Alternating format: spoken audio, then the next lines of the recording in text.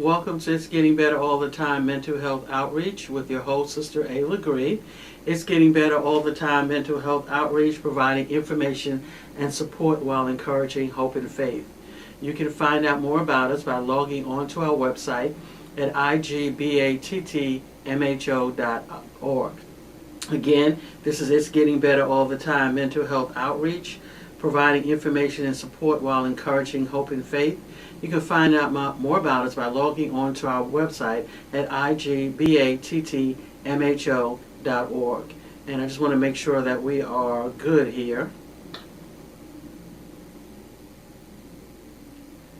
Okay, looks like we're rolling along here, okay? So again, today I wanted to talk about, first of all, hello, good afternoon, good morning, wherever you are. Thank you for joining us, where we believe in making hope an option. You know, there are so many options that we could take. We could be, many people are going through a lot of things right now. We can stay depressed, we can be sad, we can feel like giving it up. I know some people who are listening to me, you feel like there is no option, there is no hope, that you just need to give up, or that nobody cares, and you feel so all alone. But I want you to know that hope is always an option. Hope can get you to the next phase. You know, hope now can get you to the next step. Then once you get to that step, there is another step. Hope is always an option. You were put here, you were created for a reason, and you owe it to yourself to find out what that reason is. And that reason is not to be anybody's punching bag, to be abused, to be sexually, physically abused, to be spoken down to be mistreated. That's not your purpose. God has a purpose in store for you, and I encourage you to keep holding on until you can find out what that purpose is. Today I wanted to talk about making it through the darkness. Again, making it through the darkness. We're going to talk about sadness, depression, the holidays, and the darkness in general. You know, this is December 2024, and as we move into the holidays, a lot of people may find themselves being more sad, feeling more depressed, feeling more anxious because of the holidays. But a couple things to point out. During the holidays, it's not just the fact that it's December and we're moving into Christmas, Thanksgiving, Hanukkah, the different holidays. It's also the change in season. Many times the season, even if it's not getting dark where you are, the season is changing, right? And when you have seasons are changing, you have darkness, we're moving into the holidays, there are some people who you can feel more isolated, because there are some people who are, it's cold, everybody's bundled up in their coats, people are trying to get from point A to point B very quickly without talking to a lot of people. So my point is, there are a lot of reasons that could contribute to people feeling lonely, contribute to people feeling isolated. It's just because it's cold, people are staying inside more, people are not talking as much. People, if it's the holidays, they're focused on the holidays, you focus on the kids, and so there's a lot of things. That's one thing. What do I mean when I say darkness? When we look at the natural darkness, just think about the darkness itself, like night when it gets dark. Have you ever been driving somewhere at night and have taken a wrong turn? And even though, or you may be driving somewhere at night and you know where you're going, but for some reason it seems longer. It seems like you've been driving much longer than you have been. And that's because when night comes, when it's darkness, when we can't see, we have a tendency to become more anxious. We have a tendency to, everything becomes more heightened because we're out of control. We can't see where we're supposed to be going. We don't know, we don't see the markers. In the daytime, if you're driving, you can see, okay, that's McDonald's over here, oh, that's a tree right here. You can see different markers. But at night, you can't do that. It's hard to see those markers. Now, you can see McDonald's, but, other markers, it may be hard for you to see. And as you're driving, you're wondering, has it been a mile? Did I pass this yet? How far, how much longer? Because you can't see. And this is what happens in darkness. When it's dark, you can't see as well. So it's a tendency to panic, to become anxious. It's the same way when we look at some of the things we're going through in life. Some of us are going through, you're in dark places right now. Your sadness, your depression has you into a feeling that you can't see anything. All you can see is what you can see. which is not a whole lot. Right? The depression is like a darkness. The sadness is like a darkness that's over you. And that darkness is telling you or making you feel like nothing is going to work, that you can't make it. That darkness has you only thinking about the past. That darkness has you thinking about regret, things that you should have did, that you didn't do. You're anxious. You're worried about what could happen, what didn't happen, because you can't see. What do I mean you can't see? You can't see that on the other side there is hope. You can't see that on the other side, if you keep going, there's an answer for your problem. You can't see, because you're surrounded by the darkness, that there's light just on the other side. You can't see that, hey, if you can just make it through today, that the next day at 10 o'clock things are going to be better. You can't see that, because at that moment you're in the darkness. So again, when you're talking about making it through the darkness, what do we have to do to make it through the darkness? I'm going to come back to that, but let me just share a couple of things. I wanted to share this from the NIMH, National Institute of Mental Health. And those of you who follow me, I always encourage you. You can go on our website, igbatt.com. We have a lot of resources there. We believe in getting resources from, credible sources. One of the ones that I would recommend is nimh.nih.gov. Again, you can go on our website and get it, or you can go strictly to them. But I wanted to just start by talking about depression. What is depression? Depression, also known as major depression, major depressive disorder, or clinical depression, is a common but serious mood disorder. It causes severe symptoms that affect how a person feels, thinks, and handles daily activities such as sleeping, eating, or working. To be diagnosed with depression, the symptoms must be present for at least 2 weeks. Now, the difference between when we talk about clinical depression and sadness, or a person saying they're depressed, is that everybody gets sad. Many people get sad, right? Sadness is more connected to an event. It's connected to a situation. I'm sad because I lost my job. I'm sad because my husband left me. I'm sad because things didn't work out, right? But I'm sad because I don't have any money. But as soon as I get money, I'm no longer sad. If my husband comes back or I get a new husband, I'm no longer sad. Depression, I could hit the lottery and still be sad. Okay, so it's a little different. Major depression is a mood disorder, right? It's not just a person feeling depressed or feeling sad. When we're talking about clinical depression, we're talking about an illness that impacts all aspects of an individual's life. How you think, how you feel, how you behave. It's actually biologically based. That's what we're talking about. We're not talking about the sadness or when people say, I just feel depressed. Okay. Major depression includes symptoms of depressed mood or loss of interest, most of the time for at least 2 weeks, that interfere with daily activities. Okay. Depression and some of the signs: persistent sad, anxious, or empty mood for at least 2 weeks. Consistently, you're feeling this way. Feelings of hopelessness or pessimism. Things are not going to work out. You get real cynical. Feelings of irritability, frustration, or restlessness. We see this a lot in men, especially the irritability, frustration, restlessness. Feelings of guilt, worthlessness, or helplessness. Loss of interest or pleasure in hobbies and activities. Fatigue, lack of energy, or feeling slowed down. Difficulty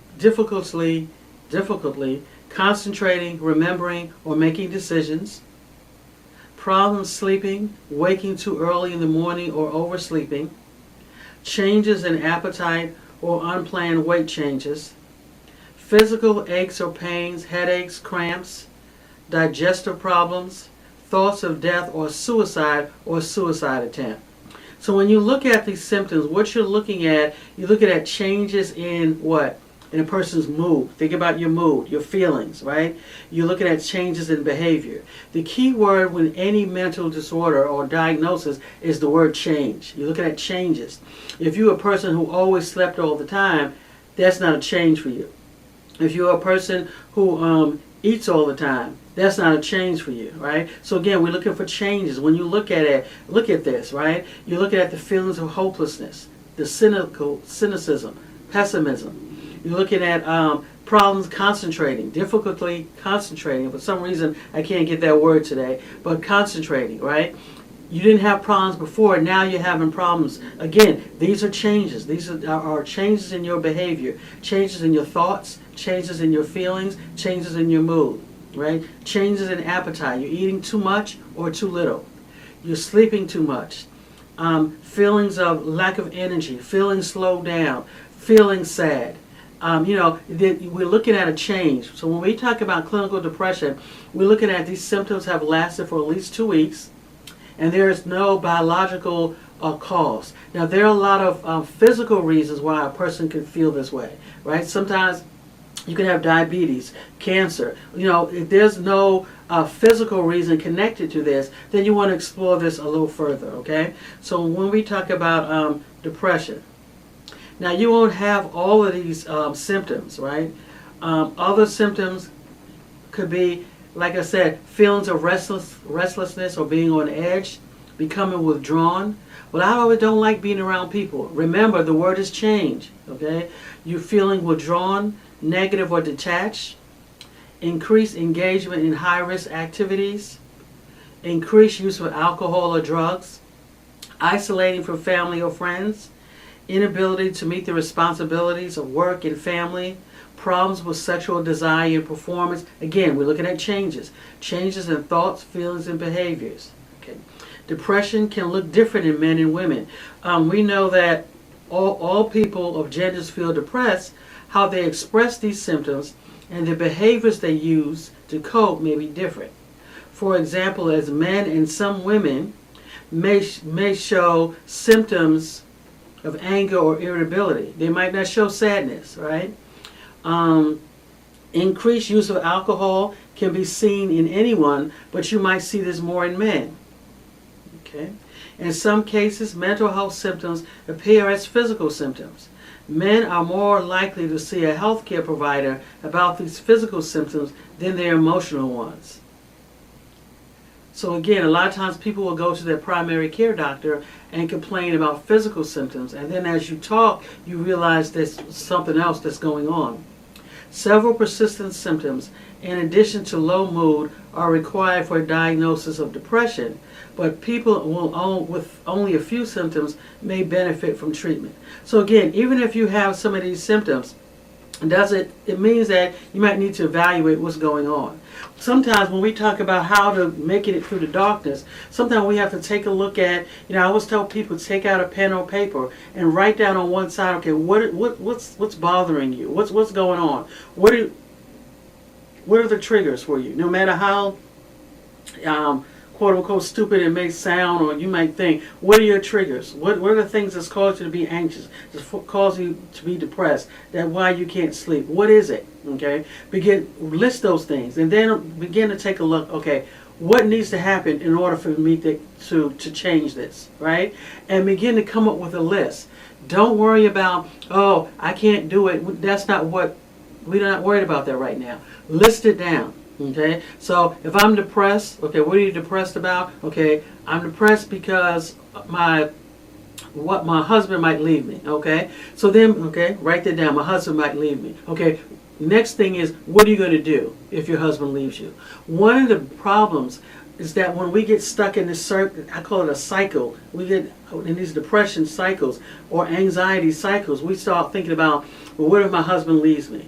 And then we just go around. If my husband leaves me, I won't have a job. I won't have a job. I won't have a car. I'll have to live on the streets. And then if I live on the streets, I have to go into shelter. I might get beat up in the shelter. And we're just going around and around and around.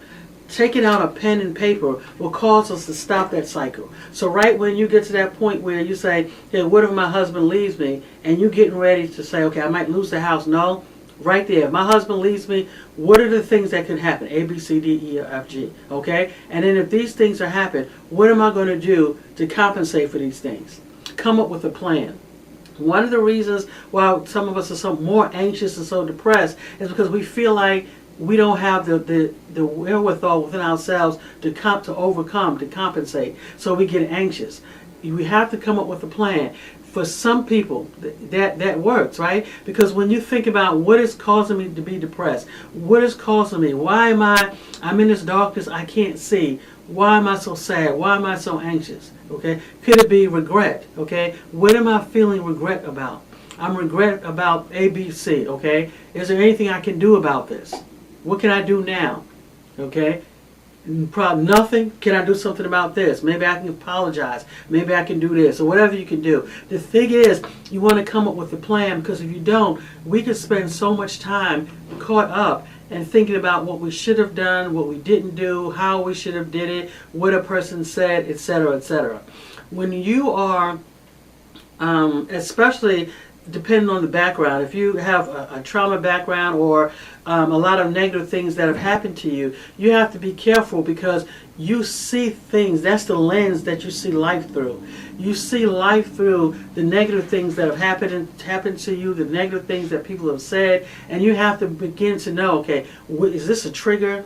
Is this really true? It's true that I feel it, I think this, but is this really true? Am I taking my experience from the past and bringing it into the future? So again, when we talk about the darkness, there's a lot of reasons why people are in darkness, right? It could be because of depression. It could be because of the anxiety. It could be because of the worry.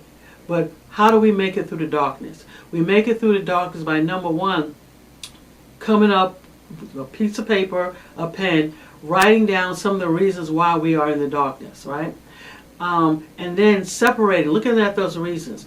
Are these reasons, is it because what someone else did? You can put that on the side. And then think about, what are some things that I can do? Because the one thing we can, I'm not going to say blame other people, because sometimes it is other people's fault.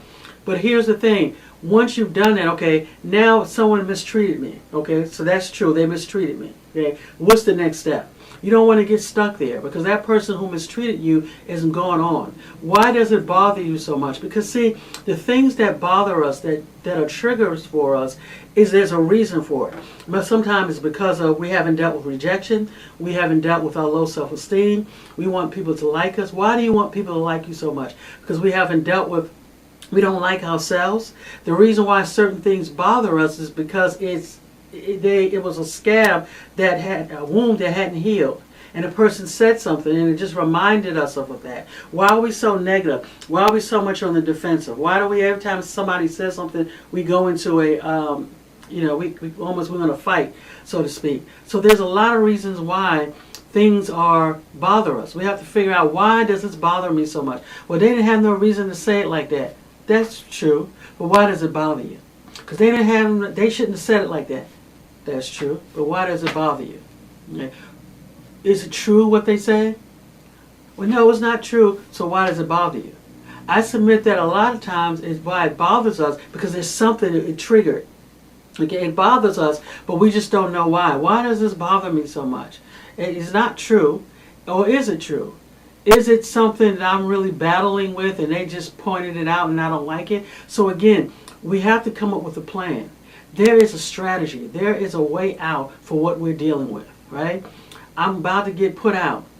There is a plan. There's a strategy. I just got out of prison and nobody wants to give me a job. There is a plan. There is a strategy, okay? Other people have been in the same situation, and that's the beautiful part about life, is that there's no situation or no problem that you will go through that no one else has not gone through. I don't care. I know when we talk about trauma, complex trauma, whatever you want to call it, there is no situation that you will go through that no one else has not gone through, right? So keep that in mind. There is a way out. There is an option, but we have to come. I'm a big believer in pulling out the pen and paper and beginning to write, okay? One side, what are the challenges that I'm going through? Another side, okay, these are the challenges, what needs to happen? Okay, what needs to happen? And then in the middle, this is where we begin to write, okay? I'm going to write down, what do I need to do? Okay? What's the worst case scenario? If I lose my job, what's the worst case scenario? Okay, you list those, okay? These are the worst case scenarios if I lose my job. What is the plan? What is the strategy? Who do I need to call now? What resources, right? Because when we're in the darkness, we're only focused on the darkness. We only focus on that I can't see. I can't see an answer. I can't see a way out. I can't see the next step. I can't see what direction I should take because we're in the darkness. But when we shine the light in that darkness. And what is the light? The light is an answer. The light is a way out. The light is a plan. Right? When we begin to shine the light in that darkness, then it gives us hope. It gives us strength because now I have one more reason to have another option. I have one more reason to try. 988. There's some of you who will be listening to me. You feel like giving up. You feel like dying by suicide. You feel like you want to take your life. You feel like ending it. And what I'm saying to you, 988 is your way out. Pick up that phone, text it 988. Hey, this is how I'm feeling. There is a way out. There is an option. Right now, it's the darkness. When we're in darkness, that's all we can see is the darkness. All I can see, there's no way out. All I can see is I'm depressed. All I can see is that no one cares. All I can see is the cynicism in my life. That's all I can see, right? All I can see is my irritability, my anger, my depression, my anxiety. The fact I don't know what I'm going to do if I lose my job. That's all you can see. But when we bring light into that situation, an answer, a strategy, a way out, then we begin to see more light. So the thing is, how to deal with the darkness, come up with a plan. First, identify why you're in the darkness. 2, come up with a plan. And again, it's not going to be, when you're first doing this, you're going to say, oh, that's not going to work. That's not going to work. Write it down anyway. Write it down. No one asks you because you're not going to solve it right away. Write everything down. And then from there, you begin to plan and strategize. Right? Because when you say to yourself, that's not going to work, you know what that is? That's the cynicism. That's the cynicism talking. Those are the words that are associated with darkness. There are some words that are associated with darkness that keep us in darkness, right? There are some thought process that keep us in darkness. Okay. There are some words, sad, anxiety, hopelessness, pessimism, guilt, feelings of worthlessness, helplessness. These are thoughts and feelings that keep us in darkness. Problems making decisions, slowing down, sleeping too much, sleeping too little. Changes in unplanned weight changes, changes in appetite. And the reason why the changes in appetite is because we're so worried about what's going on that either we can't eat or we're eating too much. These are the words that keep us in darkness. All right, I can't make it. The anxiety, when you find yourself being irritable and angry at people because they differ from you. Okay, people have difference of opinions. There are certain behaviors, there's certain thoughts, feelings, and words that's keeping us in the darkness, right? And when we're in the darkness, it's like a self-fulfilling prophecy. When we stay in darkness, there are words that will join with us while we're in darkness to further keep us in darkness, right? If they don't care about you, see, people are no good. That's why you got to stay to yourself. That keeps you in darkness. Staying to yourself keeps you in darkness. Feeling like you want to isolate all the time. You don't want to be around people. You don't like people. I just want to stay in my house and watch TV and live in a TV land, in a daydream land. No, you are not designed for that. Everybody was designed to be around people. You don't have to be 100 people, but you want to find 1, 2, or 3 people, support system. Support systems are critical because when you're by yourself in that darkness, the lie that you tell yourself is that no one understands, that no one cares, that you're the only one going through this. No, there are a lot of people who have gone through trauma, complex trauma, going through PTSD, going through depression, going through a divorce, going through physical, sexual abuse, going through anything you can think of. There's nothing new under the sun. There's nothing new that you're going through. There's nothing that you will go through that someone else has not gone through, that you can't learn from, or that they can learn from you. So when you're trying to get out of the darkness, first step is to realize that you're in darkness. 2, realize that I want to get out of the darkness. 3, looking at how I got here. 4, okay, what are the plan? What is the strategy? Doing some brainstorming and being patient because you're not going to get out of it overnight. Being patient, one thing at a time. right? One step at a time, coming up with a plan. 6, seeing somebody. If you need to talk to a therapist, if you need to talk to a psychiatrist, if you need to talk to people around you. A lot of times you don't need a therapist or a psychiatrist. Sometimes you just need to get out of the house. Sometimes you need to be around other people.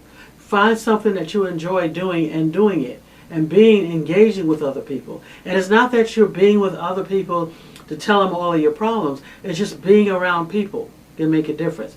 During the holiday season, there is a tendency for people to be more sad and more depressed for a lot of different reasons.